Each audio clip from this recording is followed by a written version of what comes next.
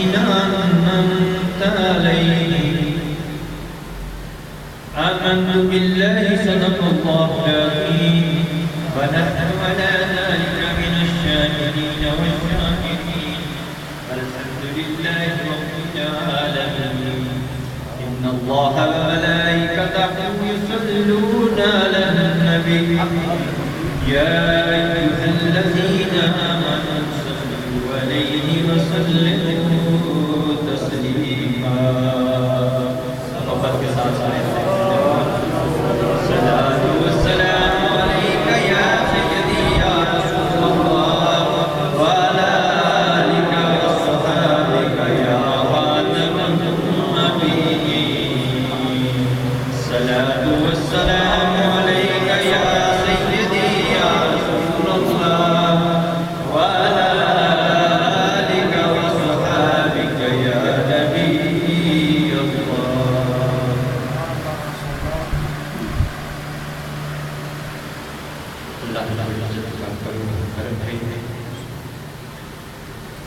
اس مال کی کائنات کی حمد و ثنا اللہ تعالیٰ کی بارگاہ کی پیغمبر صلی اللہ علیہ وسلم کی بارگاہ میں پیش کرنے کے بعد اس طرح آپ احباب کو معلوم ہے آج کا یہ ہفتہ وار پروگرام جناب محترم عامر علی قادری صاحب کی طرف سے جو کہ 11ویں شریف کی مناسبت سے نکال ہوتے ہیں اور وہ ہر ماہ ایک پروگرام حضور غوث الاعظم کے نام کرتے ہیں 11ویں شریف کی مناسبت سے اور دور و نزدیک سے چل کر آنے والے مہمانوں کے لیے عظیم الشان لنگر کا اہتمام کرتے ہیں۔ آج کی افطاری اسی سلسلے کی کڑی ہے۔ جناب محترم مقام عامر علی قادری صاحب نے جو آج اس خوبصورت بزم کا اہتمام کیا اور اس نسبت سے کیا، اللہ رب العزت کی حضور دعا ہے خار کی کائنات کے کاروبار میں اور برکتیں عطا فرمائے۔ حضرات ذکر آیا مبارکہ جو ہے تلاوت ہر روز، ہر صبح، ہر شام اور ہر خاص و عام جب نماز پڑھتا ہے اللہ کے حضور یہی التجا کرتا ہے۔ اس چیز کی التجا اہدنا الصراط المستقیم کہ باری تعالیٰ ہم سب کو سیدھی راہ دکھا، صراط الذین انعمت علیہم۔ وہ سیدھی راہ کون سی راہ ہے؟ صراط الذین انعمت علیہم، ان لوگوں کی راہ جن پر تو نے انعام فرمایا۔ اپنے ان بندوں کی راہ جن پر تو نے انعام فرمایا ہے، جن پر تو نے کرم فرمایا ہے۔ اللہ رب العزت نے جتنی اپنے بندوں پر کرم فرمایا، جتنی مہربانی فرمائی، آج کی محفل اس مرد کلندر کے نام ہے اور اس عظیم ہستی کی مناسبت سے ہے۔ اللہ کے جتنے ولی ہوئے ان کی گردنوں پر بھی حضور غوث الاعظم کا قدم مبارک ہے۔ وہ ہستی کوئی عام ہستی نہیں ہے، اس کا مرتبہ، اس کی بلندی کا عالم، اس کی پرواز کا عالم، یہ خیال کرنا انسان کے بس کی بات نہیں ہے۔ آج کی سورۃ بزم اسی 11ویں شریف کے حوالے سے ہے. تو میں یہ عرض کر رہا تھا کہ یہ ہم کیوں کرتے ہیں. اللہ رب العزت نے اس بات کا حکم فرمایا کہ میرے بندو وہ راہ تلاش کیا کرو، وہ رستہ تلاش کیا کرو، اس رستے کی تمنا کیا کرو، اس رستے کی آرزو کیا کرو کہ جن رستوں پر میرے بندے چلے آئے ہیں، جن رستوں پر میرے مقرب و محبوب بندے چلے آئے ہیں، تو اگر ان کا راستہ پالو گے تو تم بھی ہدایت پا جاؤ گے، تم بھی ہدایت پا جاؤ گے. تو آپ کا ذکر مبارک کہ آپ جس زمانے میں تھے آپ یکتا تھے. آپ کیا تھے؟ آپ جیسا زمانے میں. حضرت شیخ عمر کلمیا رحمت اللہ تعالیٰ علیہ بیان فرماتے ہیں کہ آپ سرکار کی کوئی مجلس ایسی نہ ہوتی تھی کہ جس میں یہود و نصارا اسلام قبول کرنے نہ آتے تھے، اور ڈاکو، چور اور بد اعتقاد لوگ آپ کی محفل میں آ کر توبہ نہ کرتے ہیں. ایک دفعہ آپ کی مجلس میں ایک رہب آیا، ایک رہب آیا جس کا نام سنان تھا. اس شخص نے اسلام سرکار کی بارگاہ میں آ کر سلام قبول کر لیا. حضور کو سلام کے ہاتھ پر بیٹھ کر جب اسلام قبول کر لیا تو وہ شخص مجمع میں کھڑا ہو گیا اور مجمع میں کھڑا ہو کر کہنے لگا کہ میرے دل میں یہ خیال آیا کہ میں اسلام کو قبول کر لوں، میں اسلام کو قبول کر لوں. پھر اس بات کا میں نے مستحکم ارادہ کر لیا کہ میں اس شہر میں اس شخص کے ہاتھ پر بیعت کروں گا جو سب سے زیادہ افضل ہوگا، جو سب سے زیادہ افضل ہوگا. تو وہ رام کہتا ہے ابھی میں اسی فکر میں تھا، اسی سوچ و بچار میں تھا کہ مجھے نیند آ گئی.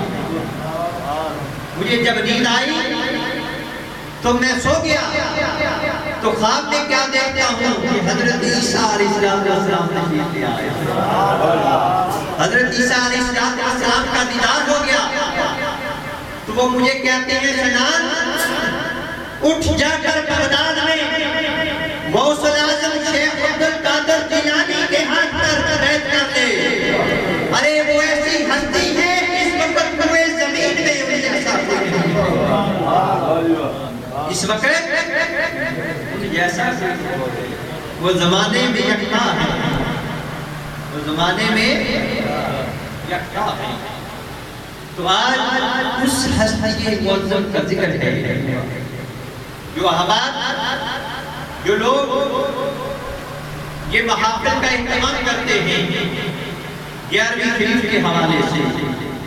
اس لیے میں نے چاہا کہ ہر شخص جب نماز پڑھتا ہے، یہ کوئی نئی بات نہیں ہے، اللہ کے حضور ساری نماز وہ بندہ التجا کرتا ہے، دعا کرتا ہے باری تعالیٰ ہمیں ان لوگوں کی راہ دکھا جن پر تم نے کرم فرمایا ہے، جن لوگوں پر تم نے انعام فرمایا ہے، ہمیں ان کا راستہ دکھا. اس سے بڑھ کر کہ حضور غوث الاعظم جو اہل اللہ ہوئے، جو اللہ کے مقرب بندے ہوئے، جو تصوف کی راہ پر چلے، ان سب کی گردنوں پر حضور غوث الاعظم کا قدم ہے.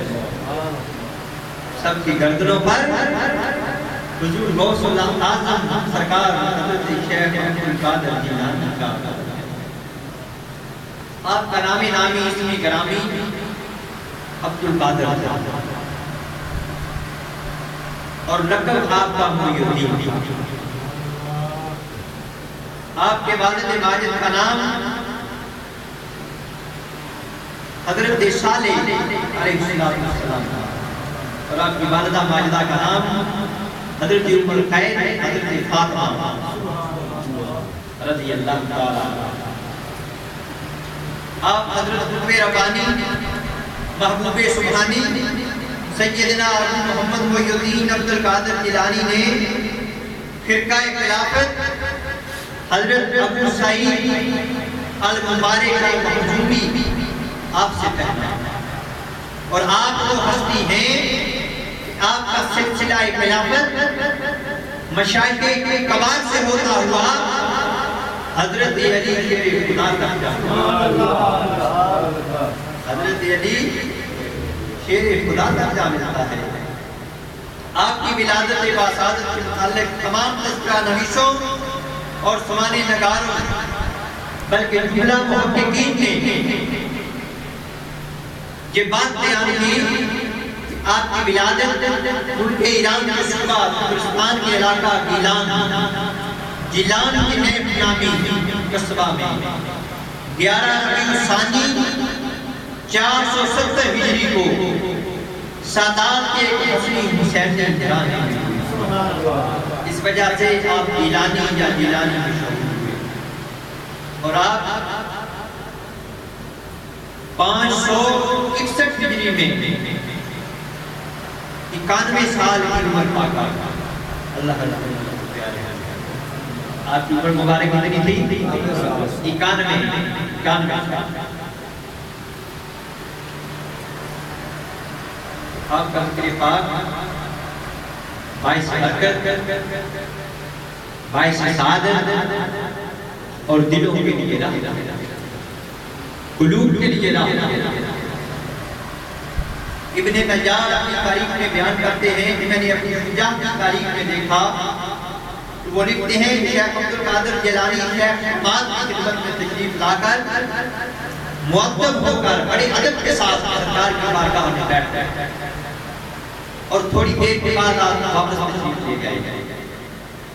جب آپ واپس تشریف لے گئے تو شیخ حماد فرماتے ہیں اپنے مریدین سے کہ یہ وہ ہستی ہے کہ اس کا مرتبہ بہت بلند ہوگا زمانے میں، اس کا مرتبہ بہت بلند ہوگا، اور اس کا قدم اولیاء کی گردن پر ہوگا۔ آپ نے اس انداز کے ساتھ آپ کا ذکر کیا کہ میں نے اس کے سر پر 2 جھنڈے دیکھے ہیں، 2 جھنڈے دیکھے ہیں کہ جو زمین سے لے کر مالائے اعلیٰ تک پہنچتے ہیں، اور افق اعلیٰ میں ان کے نام کی بہت شہرت ہے۔ تو یہ مقام تھا آپ کا اجل شیخ، عظیم شیخ، وہ بھی آپ کی عظمتوں کا، آپ کی روحانی پرواز کا اعتراف کرتے ہیں، اور آپ کی عبادت کا عالم یہ تھا کہ شیخ عارف حربی رحمۃ اللہ تعالیٰ علیہ فرماتے ہیں کہ میں نے حضور غوث الاعظم کی 40 سال خدمت کی۔ کتنے سال؟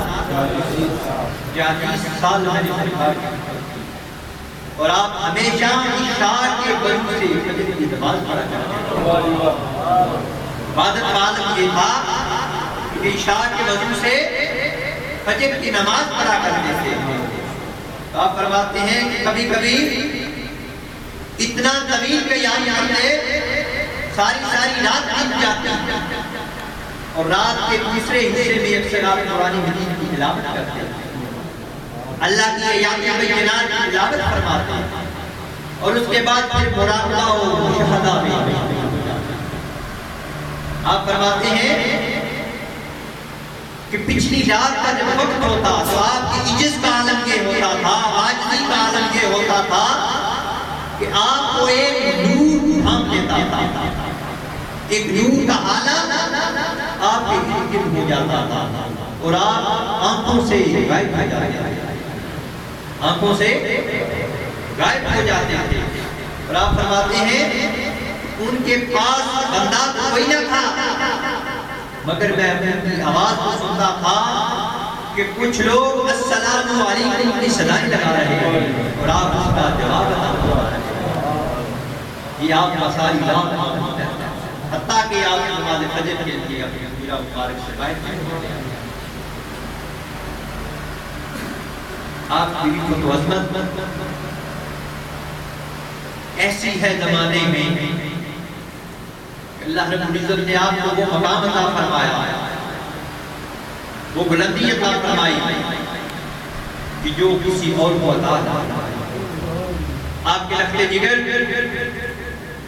حضرت عبدالرزاق آپ فرماتے ہیں کہ میں نے اپنے والد شیخ محی الدین عبدالقادر جیلانی سے سنا. آپ خود فرماتے ہیں کہ میں اقرار جامع مسجد منصور میں نماز پڑھتا تھا، مسجد میں نماز پڑھ رہا تھا تو میں نے مسجد کے جو ستون ہیں ان پر کسی حرکت کی آواز سنی، ان پر حرکت کی آواز سنی تو میں نے دیکھا کہ کچھ دیر بعد ایک بہت بڑا سانپ اژدہا اوپر آیا ہے. اور آپ فرماتے ہیں کہ میں جس مقام پر سجدہ کرنے والا تھا اس سانپ نے اپنا منہ کھول کر اس مقام پر وہ سانپ بیٹھ گیا. لیکن آپ گھبرائے نہیں. آپ جب سجدہ کے لیے گئے تو آپ نے اپنے ہاتھ سے ہٹا دیا اور آپ سجدے میں چلے گئے. نعرہ تکبیر، نعرہ رسالت، نعرہ حیدریت، نعرہ غوثیہ. آپ سجدے میں چلے گئے. آپ فرماتے ہیں کہ جب سجدے سے اٹھے، جب ہم تشہد میں بیٹھے، تحیات بیٹھے تو وہ سانپ میری ران پر چڑھ گیا اور میری ران سے ہوتا ہوا میری گردن پر چڑھ گیا اور میری گردن کے ساتھ لپٹ گیا. میری گردن کے ساتھ لپٹ گیا. حضور غوث الاعظم سرکار فرماتے ہیں کہ جب میں نے سلام پھیرا نماز ختم کی، جب میں نے سلام پھیرا السلام علیکم رحمت اللہ، تو جب میں نے سلام پھیرا تو سانپ غائب ہو گیا. وہ سانپ غائب ہو گیا. جب غائب ہو گیا تو آپ فرماتے ہیں کہ اگلے دن میں جب مسجد سے باہر نکلا تو میں نے دیکھا کہ ایک شخص کو جس کی آنکھیں بڑی بڑی ہیں اور بہت دراز قد ہے، بڑا لمبے قد والا ہے. آپ نے جب اس کو دیکھا آپ سمجھ گئے کہ یہ تو کوئی جن لگتا ہے، یہ کوئی انسان نہیں لگتا، یہ کوئی جن لگتا ہے. آپ فرماتے ہیں میں نے بھانپ لیا، جان لیا کہ یہ کوئی جن ہے. اس پر اس جن نے کہا کہ میں وہی ہوں جس کو کل آپ نے نماز میں دیکھا تھا، جس کو کل آپ نماز میں دیکھا تھا، میں وہی ہوں. تو وہ کہنے لگا کہ میں نے بڑے بڑے اہل اللہ کی آزمائش کی، میں نے بڑے اہل اللہ کو اس طرح سے آزمایا ہے، مگر خدا کی قسم ان میں کوئی بھی اپنی منزل پر ثابت قدم نہیں رہا. میں نے جس کو آزمایا وہ کوئی ظاہری طور پر مضطرب ہو گیا اور باطن میں اس کا حال ثابت قدمی پر رہا، اور کوئی اندر سے اور باہر سے ظاہر و باطن دونوں طریقے سے پریشان ہو گیا، گھبرا گیا. لیکن خدا کی قسم میں نے آپ کو پایا کہ آپ کو ایسا آزمایا کہ آپ جیسا زمانے میں کوئی نہیں ملا.